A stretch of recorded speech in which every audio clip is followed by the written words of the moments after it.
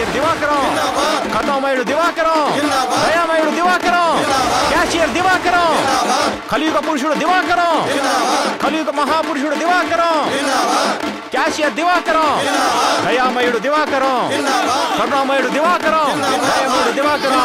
ఏంటి మనోడా, ఏంటి సంగతి? బ్యాంక్ క్యాషియర్ అందరికి డబ్బిస్తున్నాడు. పదండి. ఇదిగో వెంకీ, ఎవరే దివాకరం? మన బ్యాంక్ క్యాషియర్ అందరికి డబ్బు ఇస్తున్నాడు. మాకు ఇస్తారా? కరుణామయుడు దివాకరం. అంతగా పోడుతారు. అసలు ఏం చేశాడు? ఆయనే చేశాడు. అంతా అతను చేశాడు అంటారు. అసలు ఏం చేశాడు? అసలు ఆయన ఏం చేశారో చెప్తే మీలో ఒక్కడు కూడా ఇక్కడ ఉండడు.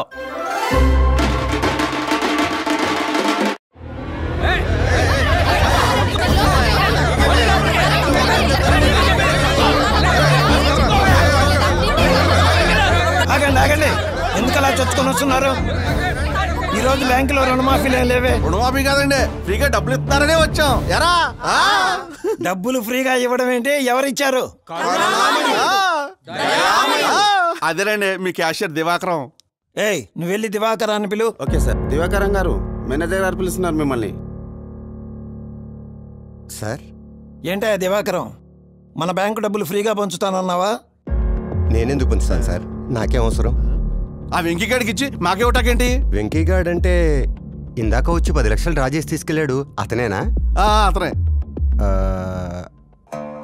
నమస్తే దివాకరం గారు. సార్, ఈ చెక్ కొంచెం మీ ఫోటో ఒకటి తీసుకొచ్చా సార్. నా ఫోటో ఎందుకు? మీలాంటి వాళ్ళ ఫోటో గుళ్ళో ఎలాగూ పెట్టలేను కదా సార్, కనీసం ఫోన్లో అయినా పెట్టుకుందామని సార్. కొంచెం బ్యాక్ సార్. అది అతని డబ్బు, అతను తీసుకెళ్ళాడు. నేనివ్వడం ఏమిటి? మాట మార్చుకో.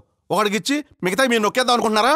అబ్బా, వాడెవడో మిమ్మల్ని పిచ్చోళ్ళని చేసి ఇక్కడికి పంపాడు. వెళ్ళి వాడిని అడగండి.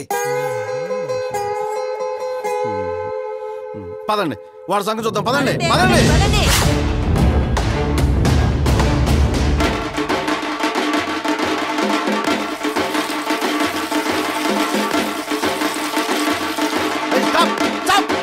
What hell is going on here? బుద్ధుందా? వాడేమో దేవుడా లీడరా? వాడికి చింత మొదలు కొడుతున్నారు. రే, నీ డబ్బులు నీకు ఇచ్చినోడికి పాలాభిషేకం చేస్తావా? సిగ్గుందా నీకు? ఒరే, మరి ఇదే పని నువ్వు చేసినప్పుడు? నా డబ్బులు నాకు ఇచ్చినోడికి నేను ఎప్పుడు పాలాభిషేకం చేశానా? గుర్తు తెచ్చుకో.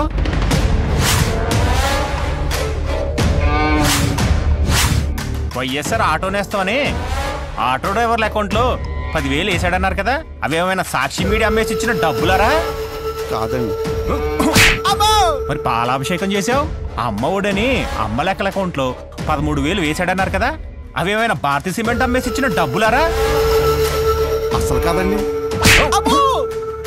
పాలాభిషేకం చేసావు రైతు భరోసాని రైతుల అకౌంట్లో 7,000 వేసాడన్నారు కదా, అవేమైనా లోటస్ పాండ్ ప్యాలెస్ అమ్మేసి ఇచ్చిన డబ్బులరా? పాలాభిషేకం చేశానా? ఒరే, భారతీయ సిమెంట్ బస్తా ధర ఎంతరా?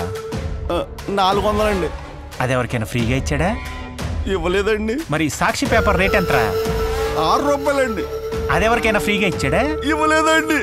6 రూపాయల పేపరే ఫ్రీగా ఇవ్వనోడు, సొంత చెల్లిని తల్లినే బయటికి తరిమేసినోడు, సొంత బాబాయినే గొడ్డలతో వేసేసినోడు ఫ్రీగా డబ్బులు ఇచ్చాడని పాలాభిషేకాలు చేస్తారా?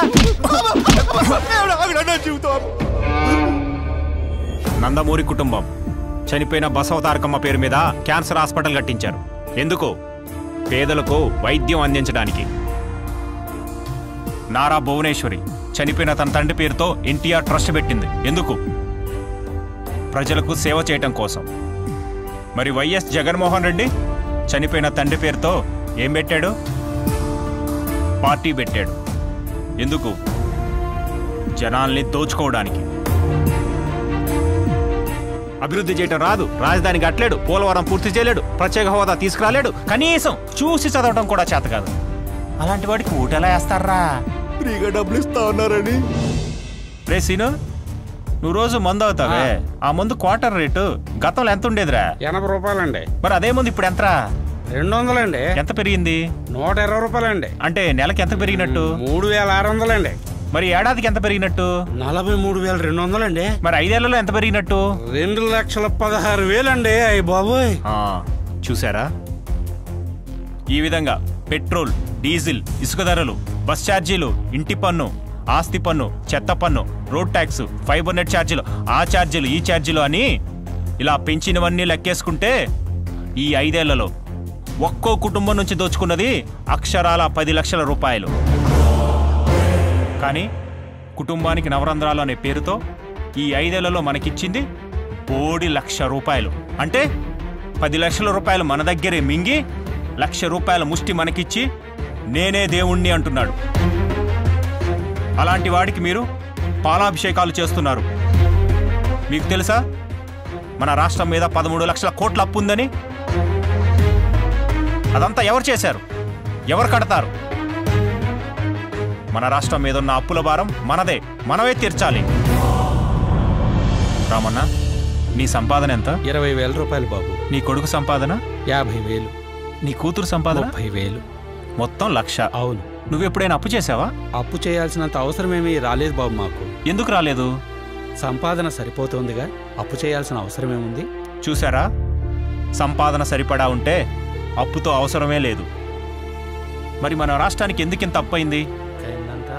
సంపాదన లేదు కాబట్టి. సంపద సృష్టించలేనివాడు రాష్ట్రానికి అవసరం లేదు. అప్పులు చేసేవాడు అసలే వద్దు. సంపద సృష్టించి సంక్షేమ పథకాలు ఇవ్వగలిగిన వాడే అసలైన నాయకుడు. అలాంటి వాడే మనకు సీఎంగా కావాలి. దేశ విదేశాలు తిరిగి ఇండస్ట్రీస్, ఇన్వెస్ట్మెంట్స్ తీసుకురావాలి. అంతేగాని ప్యాలెస్ దాటి బయటికి రాని పిరికోడికి ఈ రాష్ట్రాన్ని అప్పచెప్పకూడదు.